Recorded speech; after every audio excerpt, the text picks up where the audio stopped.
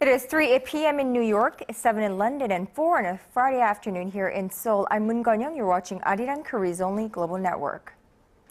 Now, we're going to begin with this story. Following days of will they or won't they, the leaders of Korea and Japan will meet alongside their U.S. counterpart next week on the sidelines of the Nuclear Security Summit in The Hague. But as our presidential office correspondent Choi Yoo-sun tells us, it would be too early to expect ties between Seoul and Tokyo to improve significantly just with one summit meeting. Korea's presidential spokesperson Min Kyung-wook told reporters Friday the foreign ministry will announce the details of a summit between Korea, the U.S. and Japan in The Hague later in the day. The presidential announcement comes after President Park recently welcomed Prime Minister Shinzo Abe's reaffirmation of Japan's past apology for military sexual enslavement during World War II. The two leaders haven't officially met for summit talks since both of them took office more than a year ago. Bilateral ties have been strained, especially after Abe's visit late last year to a war shrine that honors several Class A war criminals. It's widely viewed that Korea caved into U.S. pressure to come to the three-way talks, as Washington wants strong trilateral ties with both its Northeast Asian allies to ensure regional stability and cope with potential security threats from China. That pressure was likely intensified ahead of U.S. President Barack Obama's visits to Seoul and Tokyo next month. While some experts say the upcoming dialogue could be used to break the impasse between Seoul and Tokyo, others say it would be far-fetched to expect an immediate thawing of relations. What Korea wants from Japan is an acknowledgement of the illegality of its past colonial rule, an apology from the government, the cabinet, and rightful compensation, as well as restoring the reputation of the victims.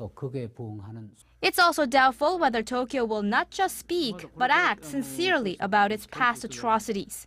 The Abe cabinet still intends to review the 1993 apology for coercing women into sexual slavery and will likely make further claims to Korea's Dokdo Island in school text next month. In any case, the main agenda at next week's three-way summit are slated to be ways to curb North Korea's nuclear program and seeking a resolution to the crisis in Ukraine. Choi Yoo-sun, ARIRANG News.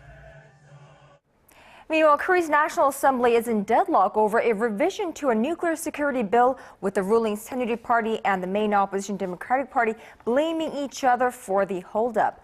Ruling party lawmakers are eager to pass a revision to the act on protecting nuclear facilities and preventing nuclear terrorism. Now, its passage would complete the ratification process for two global treaties on nuclear terrorism and nuclear materials. DP lawmakers say they will only pass the bill if the ruling party agrees to pass other pending bills, including a revision to the broadcasting law. Now, if the revision is not passed, President Park will attend next week's Nuclear Security Summit in The Hague empty-handed. Now, watchers say it would be an embarrassment for Korea, which hosted the previous summit 2 years ago. Meanwhile, North Korea and Japan seem to have made headway. They agreed to restart formal government talks that have been stalled since 2012. The talks are expected to focus on North Korea's nuclear program and the issue of Japanese citizens abducted decades ago. Kim Min-ji has the details. Officials from North Korea and Japan will work to resume high-level government talks after a hiatus of over 1 year.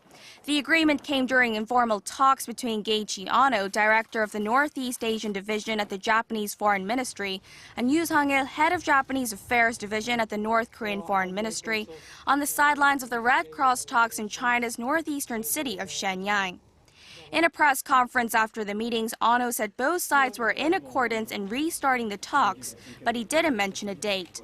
The Japanese officials said the two sides will arrange further details through their embassies in Beijing. Japanese Prime Minister Shinzo Abe says he wants the talks to resume as soon as possible.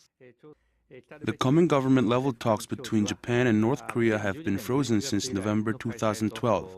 They haven't taken place for quite some time. I want to restart the talks as quickly as possible and to expedite the laying of the groundwork to make the talks happen. The government-level talks, when they happen, will be the first between North Korea and Japan since November 2012, when talks were scrapped after Pyongyang launched a long-range rocket. They will also mark the first since North Korean leader Kim Jong-un assumed power and Japanese Prime Minister Shinzo Abe took office. The talks will likely cover a range of issues, including North Korea's nuclear missile programs and the issue of Japanese citizens abducted decades ago. Pyongyang is also expected to demand Tokyo to ease sanctions in return. Kim Min-ji, ARIRANG News. Well, Moscow is speeding up its legal annexation of Crimea. Russia's lower house of parliament has overwhelmingly approved a treaty to annex Crimea from Ukraine. This as the United States and Russia exchange tit-for-tat sanctions. ARIRANG News Foreign Affairs correspondent Hwang Sang-hee reports. It was a vote of 444 against 1 as Russia's lower house of parliament on Thursday approved a treaty to annex Crimea from Ukraine.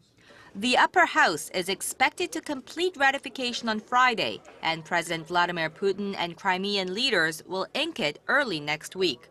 The decision to accept Crimea into the Russian Federation complies with the international law, including the principle of sovereign equality written on the UN Charter and the right to self-determination. As Russian forces take over more Ukrainian military bases in Crimea, Ukraine is speeding up its withdrawal of soldiers. In parts of Crimea, residents are lining up to apply for new passports. We are in Russia. We are Russian citizens now. What do we need Ukrainian passports for? We will exchange them with great pleasure. It won't be worse, it will be better. It says a lot that the young are in support of Crimea joining Russia. UN Secretary-General Ban Ki-moon met with President Putin Thursday in Moscow, urging for a peaceful settlement to the crisis. The UN chief travels to Kiev on Friday to deliver the same message. The first and foremost, most important way is for Russia and Ukraine sit down together and engage in direct and constructive dialogue. This comes as U.S. President Barack Obama expanded sanctions to take in a Russian bank and some high-profile Russian billionaires with close ties to Putin. Russia also announced travel bans against 9 prominent Americans, including Senators Harry Reid and John McCain. Hwang Sang-hee, ARIRANG News. And the European Union has also slapped travel bans and asset freezes on 12 more people, closing in on President Vladimir Putin's inner circle to punish him in the escalating crisis over the Russian annexation of the Crimea Peninsula. The move brought the number of Russians and Ukrainians facing EU sanctions to 33, and French President François Hollande said it included a lot of crossover with the people the United States is targeting with similar measures. The 28-nation bloc said the names of the sanctioned would be published Friday.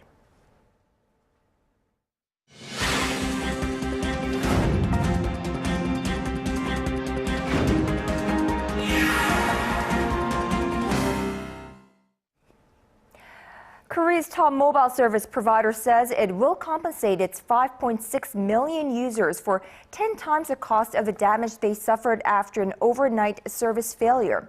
The head of SK Telecom, Ha Sung-min, made the announcement at a press conference earlier this Friday afternoon after apologizing for the incident. SK Telecom's mobile network suffered a partial failure from Thursday night through early Friday morning, with its subscribers having problems making calls and downloading data.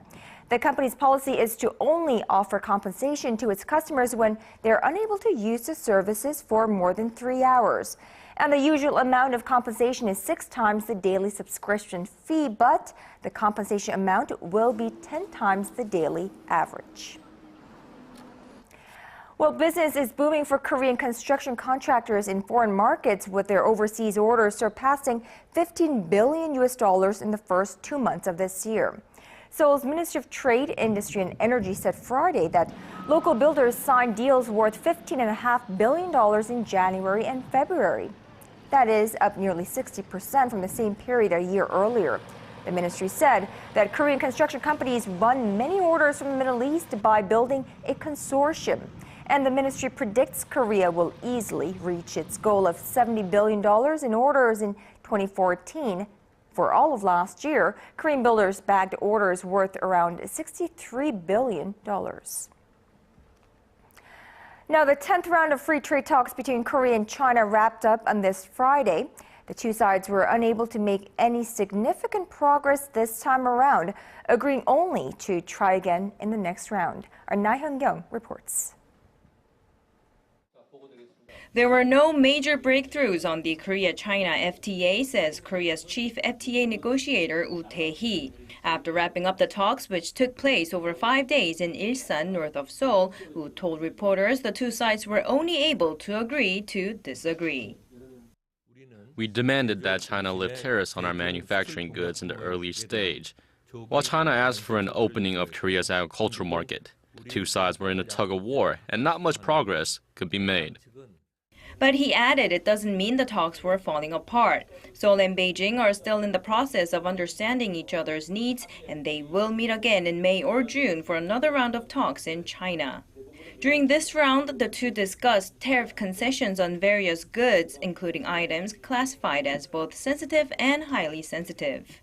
China is Korea's top trading partner, with analysts predicting that Seoul's GDP will increase by up to 3% in the 10 years after the deal takes effect. But farmers in Korea oppose the deal, saying it will devastate Korea's agricultural sector. Another issue of contention related to the deal is illegal fishing by Chinese fishermen in Korean waters. Korean trade officials worry that fish illegally caught by Chinese fishermen in Korea's West Sea could end up enjoying tariff benefits. Trade officials say the issue has not been an official subject of debate during the negotiations yet, but added that Korea will continue to raise the issue so the two can formally discuss the matter in the coming rounds of talks. Na Hyun-kyung, ARIRANG News, Sejong. Now, a record number of Koreans bought products from foreign online shopping malls last year, but that tide may be turning the other way. It's a growing number of foreigners that are now flocking to Korean websites to do their shopping. Our Connie Kim has more on the efforts being made by Korean companies to increase their customer base abroad.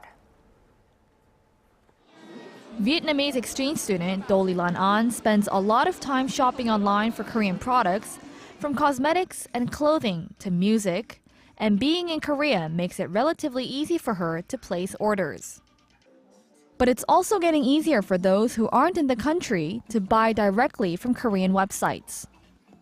So my cousins, they said that Korean website is pretty good because they had English on it, the global version on it, and also the delivery is very fast. People like Do's cousins in Vietnam have jumped on board the online shopping trend, as has the Korean government. The finance ministry last week released plans to support an expansion of the nation's online shopping export market by opening the door to more simplified payment procedures. The online export market came in at $25 million last year, but the government wants that figure to rise to $100 million by 2017. Selling directly to foreign customers is growing. The biggest reasons are a simpler payment system, shortened delivery times, and the popularity of the Korean wave, which has strengthened the nation's brand power. Reflecting the growing trend, Lotte.com launched a global shipping service last month that extends to 19 countries. Online orders from abroad are sent directly to this warehouse. And with most of the products already stored here, they can be shipped out to global customers in as little as 3 hours. Gmarket, one of Korea's biggest online retail stores, was at the forefront of the shift toward building an overseas customer base. With websites in English and Chinese, its sales increased by 125% last year from 2012. It's not only large retailers that are looking to reach out to the world. A smaller company like this clothing brand, Stylenanda, started reaching out to global customers 4 years ago. Now, it gets more than 1,000 orders from abroad every day. Aiming to go big like Stylenanda, a growing number of small businesses are turning to companies like MakeShop, which provide services such as global shipping and translation. And with more businesses expected to venture into new markets overseas, global sales will begin taking up a greater piece of the pie in the Korean online shopping industry. Connie Kim, ARIRANG News.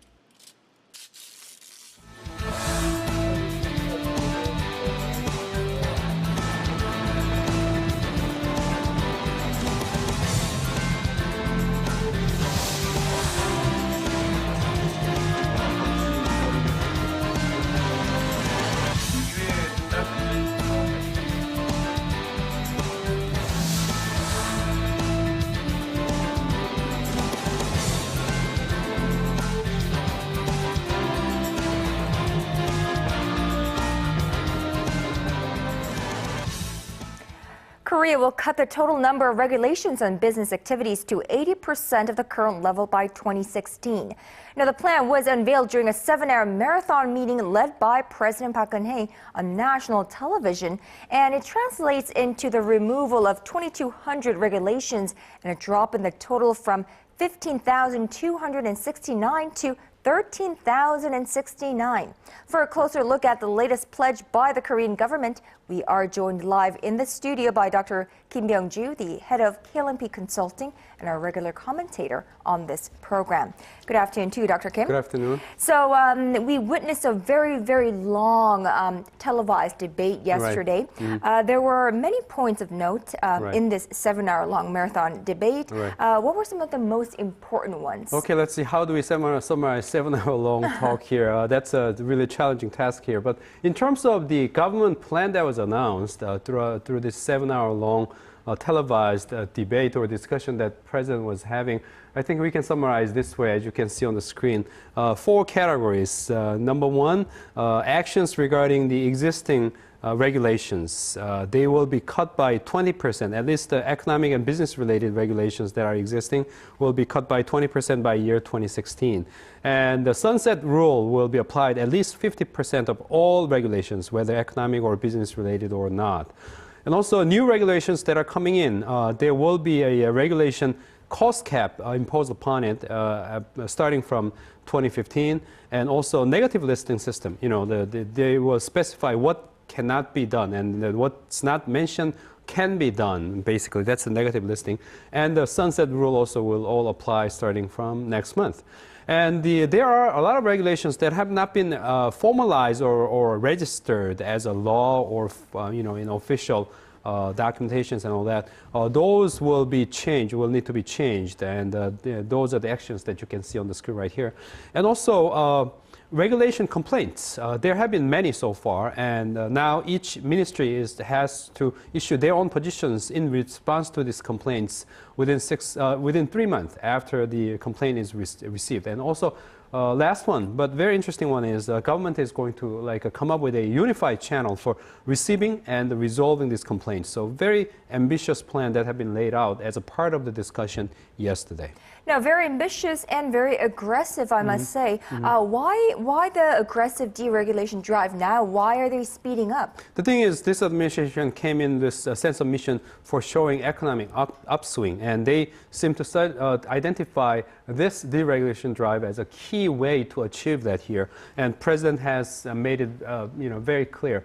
In fact, President now seems to be going ahead with 2 things in her hands, on the left hand or right hand or whatever. One hand, the unification, and the other hand, deregulation. Those are 2 key ideas that seem to define her presidency now. And basically, in terms of her economic policy, she has been talking a lot about the need to transform the economy from the one that's heavily export dependent to a more of domestic demand driven. And then the other one is a creative economy. And this deregulation actually have a link to both of those directions. She seems to see that as a starting point where she can show results in both creative economy as well as the domestic-driven economy. So not only that, but also what they call 474 vision for her, 4%. The economic growth potential, achieving that, and then 70% employment ratio, achieving that, and also achieving the $40,000 GDP per capita.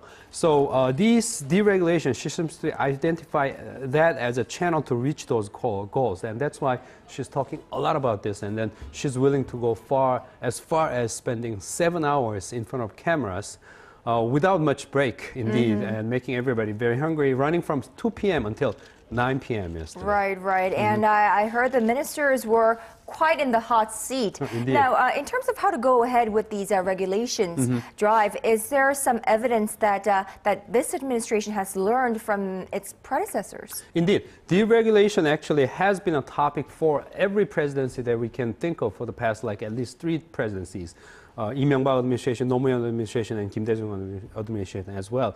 President Nomuyan, deregulation was a really big deal, and it was the year 2004 when he introduced this big deregulation drive. But that lasted only about 2 years, and critics and experts are saying that was because the overall take at that time was rather quantitative, counting the number of regulations to get rid of. And they just ran into trouble because they succeeded in getting rid of small regulations, but they got into a big regulation that still stayed in place, and after 2 years it was given up. So this time, this administration seemed to be learning a critical lesson about not going with the quantitative take on this, but rather qualitative take. And that's what they were saying, the regulation cost cap. They are going to come up with costs related to each regulation and add them up, and they want to show overall how much cost has been actually saved by getting rid of this deregulation drive. That's going to be technically quite tough, but we'll have to wait and see how that's going to go. But at the same time, the administration is going to go ahead with a quantitative regulation as well, a quantitative approach as well. That is a 20% cut in, as I mentioned, in economic and business related regulations in coming years. And not only that, currently the presidential office is saying we have about 15,000 different regulations that are on target, and they want to reduce that by about 13, go down that quantity down to 13,000 by year 2017. So both quantitative as well as qualitative drive on both sides that they're driving. Well, you know, I'm no expert, so I don't know about the quality part, but I don't know how this compares with other economies, but, you know, 15,000 regulations seem quite a lot to me, and even if it cuts down to 13,000, I think it's quite a lot. That's a major task. Right. So what is the political opposition saying about this deregulation drive? Of course, they're not happy about this. The president being in front of camera, being on a TV screen for 7 hours in front of Korean public when the local election is coming in June 4th, and the president showing tough side and kind of like making the ministers, the victims out of ministers and stuff. A very effective political show, they said, actually, with the election coming. And especially the president's point about the lawmakers getting into this competition of introducing two new laws as a way to show off to their constituents that they've been working hard.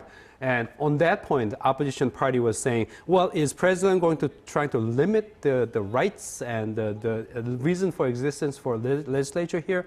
That's pretty much exercising her power excessively, and they say that's going to be unconstitutional. So we'll have to wait and see how the opposition will continue to deal with this challenge on their side, this political challenge here.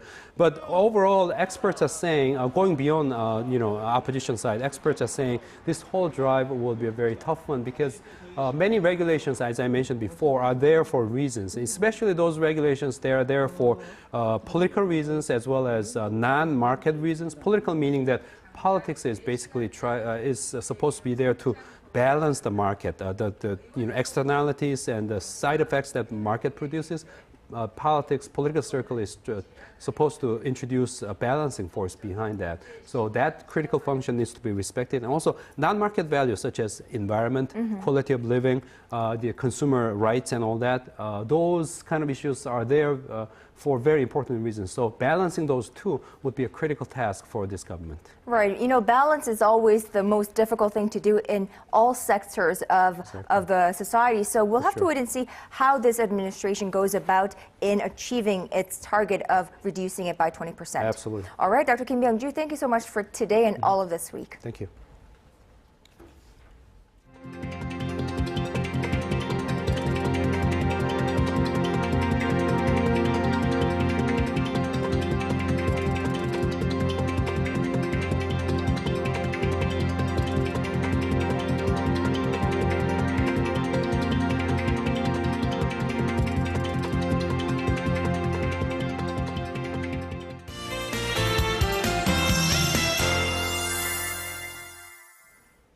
Happy everyone. It's Friday and I hope you're enjoying this nice weather. And according to the lunar calendar, today is the spring equinox, and I believe it by looking at the weather today, it truly feels like it too. But as nice as the weather is during the day, always keep in mind that there's big temperature gaps between the mornings and nights. Now for more details, let's shift over to our satellite map. Today we have partly skies nationwide, and we can expect a sunny day all day today, and also fine dust levels are at normal, so we should be able to enjoy this nice weather. Now going over to our readings, Seoul tops out at 13 in the afternoon. Meanwhile, the southern cities such as Gwangju and Busan will peak up to 12 and 14 degrees respectively. Now moving over to other regions, Jeju Island hits over 11 degrees, Dokdo peaks at 6, while Mankungang tops out at 1. Well, that's all for now. I'm Michelle Park, and back to you, Kanyang. All right, thank you, Michelle, for that. And that's all from me at this hour. Thank you for watching. I'll see you back here in less than 2 hours' time on Early Edition at 6.